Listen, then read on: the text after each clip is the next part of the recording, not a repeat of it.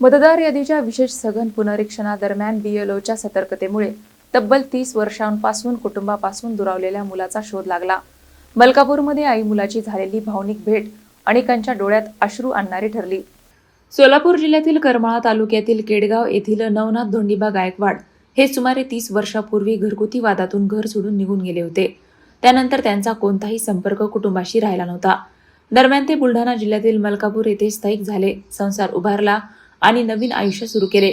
अलीकडे सुरू असलेल्या विशेष सघन पुनरीक्षण SIR मोहिमेदरम्यान मलकापूरच्या BLO नीता भुंबे आणि सहाय्यक अनिल भुंबे यांनी मतदार पडताळणी करताना नवनाथ गायकवाड यांच्या मूळ गावाची माहिती तपासली। त्यानंतर सोलापूरचे BLO विठ्ठल लगस यांच्याशी संपर्क साधण्यात आला। या समन्वयातून 3 दशकांपासून हरवलेला मुलगा जिवंत असल्याचे स्पष्ट झाले आणि कुटुंबाशी पुन्हा संपर्क प्रस्थापित झाला। आमच्याकडे रविवारी सकाळी 6 वाजताच आमच्याकडे आले। नंतर चहा पाणी वगैरे घेऊन आम्ही त्यांच्याकडे गेलो, तर त्यांची आई अक्षरशः मुलाला आणि सुनेला घेऊन कवेत घेऊन अक्षरशः रडायला लागल्या। वातावरण खूप भावूक झालं। गांधीनगर मधील प्रत्येक घरातील व्यक्ती रडत होतं, इतकं भावूक वातावरण झालं। सुरुवातीला त्यांनी काही आईला ओळखलं नाही, पण जेव्हा त्यांनी त्यांचे नातेवाईक पाहिले, सोबत आलेले बहीण, मावशी, भाऊ, भावाची पत्नी सगळ्यांना पाहिलं आणि मग त्यांना ओळख पटली की हा आपलाच परिवार आहे। आणि मग त्यांनाही खूप आनंद झाला। तर 24 वर्षानंतर आई लेकराची आणि भावाभावाची भेट झाली होती, त्यामुळे वातावरण खूप भावूक झालं होतं। सगळ्यांच्या डोळ्यातून आनंदाश्रू वाहत होते आणि सगळ्यांना एकच भावना होती की आपला परिवार एकत्र आला, आम्हाला आमचा परिवार मिळाला। या गोष्टीचं त्या परिवाराला खूप आनंद झाला होता। हरवलेला मुलगा जिवंत असल्याची माहिती मिळताच आई रंजना गायकवाड आणि भाऊ अशोक गायकवाड तातडीने मलकापूरला पोहोचले।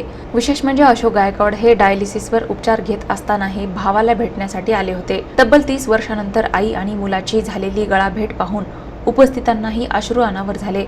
अनेक वर्षांचा विरह एका क्षणात संपल्याचे भावनिक चित्र यावेळी पाहायला मिळाले।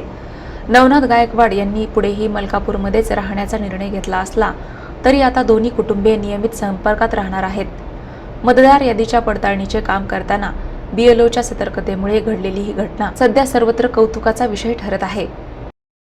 माझा मुलगा नवनाथ धोंडीबा गायकवाड हा बुलढाणा जिल्ह्यात ह्या मतदानाच्या योगाद्वारे बुलढाणा जिल्ह्यात तो सापडला।